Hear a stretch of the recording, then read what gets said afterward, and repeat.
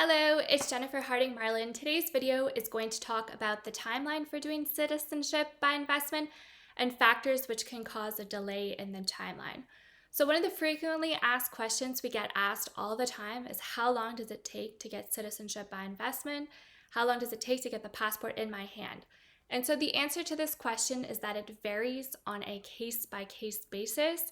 It often can take a lot longer than anticipated, and therefore if you really urgently need the passport for travel or you're considering renouncing your current citizenship, it's best to start the process earlier rather than later.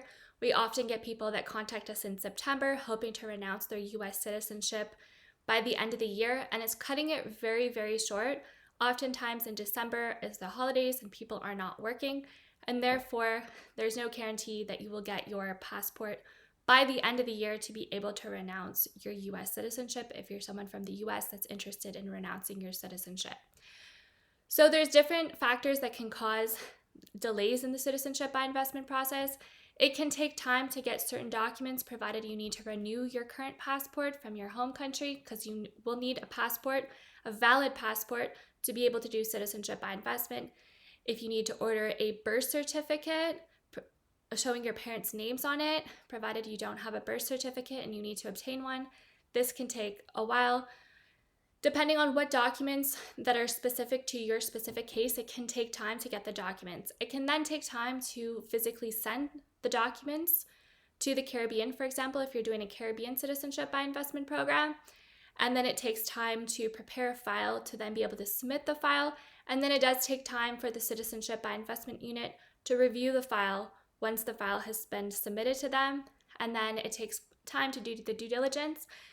Once approved, it can take time to send the payment, to then have confirmation of the payment, to then have the Prime Minister sign your certificate of registration that you are a citizen, and then after, it can take time for the Citizenship by Investment Unit to give us the certificates of registration, and then it can take time to apply for your passport at the passport office.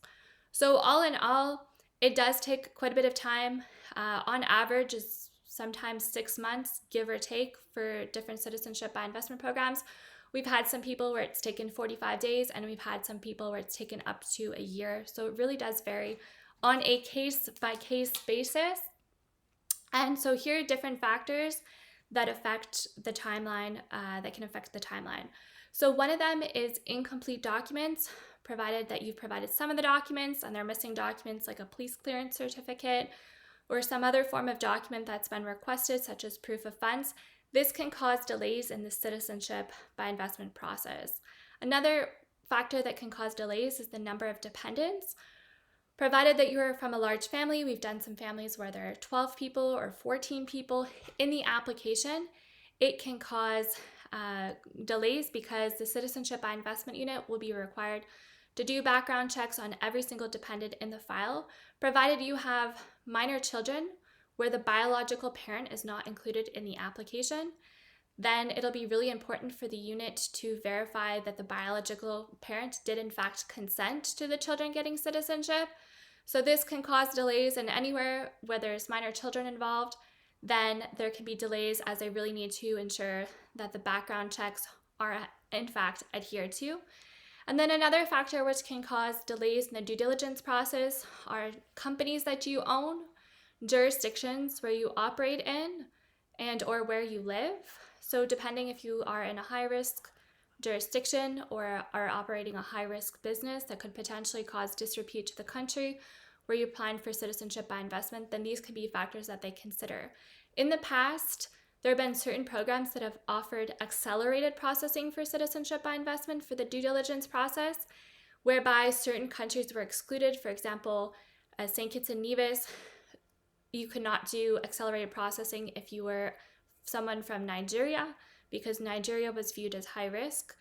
So if you were from this country, you would not be entitled to accelerated due diligence, which is no longer available for the St. Kitts program.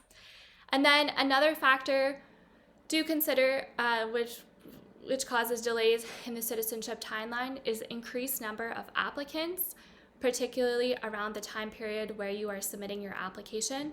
So provided that it is the end of the year or close to a deadline, there will always be a high volume of applicants, And therefore, if you submit an application during a time period where there's a very high volume of applicants, then you can expect delays and it will take longer than anticipated.